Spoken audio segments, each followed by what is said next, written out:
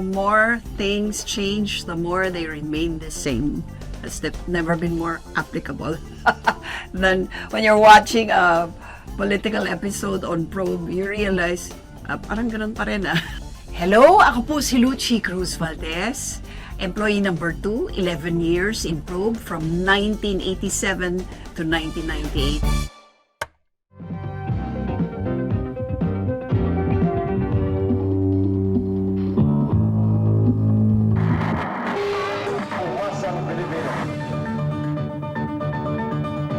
This is still our president because Cory did not win the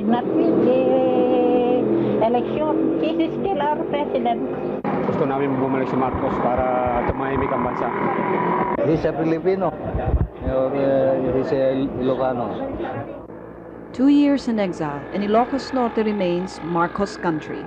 Its opposition to the government that ousted its favorite son continues to intensify. When we stepped out to actually do the coverage, ang galing ng video research.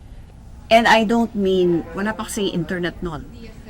So wala pa talagang files na pupuntahan. Anong video research? Wala naman noon. We didn't know exactly where to go while we were there in Ilocos, no? And then we saw those little signs. Hindi siya mga tarpaulin or walang ganon, hindi poster or cardboard or billboard. Hindi. The graffitis really tell you the mind of the people. It's a psyche thing. It's not subconscious, but it's also not out there loud and attracting attention. It's just andyan lang siya and so plain, but it speaks volumes of how people feel. Mrs. Cory Aquino, naniniklod kami! Mrs. Coreano! Uwiin na Presidente Marcos! Uwiin na ninyo, Mrs. Cory Aquino! Do the Ilocanos want Marcos back as the president, or do they just want him back? They just want him back. If president, well, better probably, but they are also realistic and practical people. Marcos never was a local official. He was congressman, and during his times, he was really a matinee idol, if you would say so. And then he was senator. I wonder how Cory Aquino would probably feel knowing that they're really back. And I wonder how Bongbong Marcos probably, if he were to watch this, no, our president would probably feel knowing that at that time the persecution that his hometown mates were feeling was very, very strong.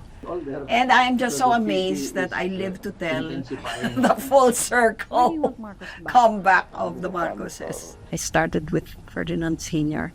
and I retired with Ferdinand Jr. Marcos couldn't have chosen a better inscription for its monument here in Ilocos Norte. But like a pledge immortalizes Porma ko! Hello! Give us hope that someday, like the dawn, that Apo will come. Di pa masyadong uso nun yung mga walk-through, stand-up. Stand-up na walk-through. Pero wala pa masyadong creativity pagdating doon. We were just standard, stand in front of the camera, give me a headshot or a bust shot or a little bit of a long shot. That's it. Boring. But, we did the best we could. There couldn't have been a more nostalgic occurrence than the death of the former president's mother, whose demise has made the clamor for Marcos's return ever more strident. For a moment, the loyalists, even in Manila, wavered between making strong demands and gentle appeals. In Ilocos, the grief is perhaps double, but what could be more disturbing than their grief is their growing sense of alienation and their bitterness towards the Aquino administration. It's just amazing to me how parang we've come so far and yet we have not gone far enough in terms of the things that really needed to change. I really long to see the day to, see things change for good.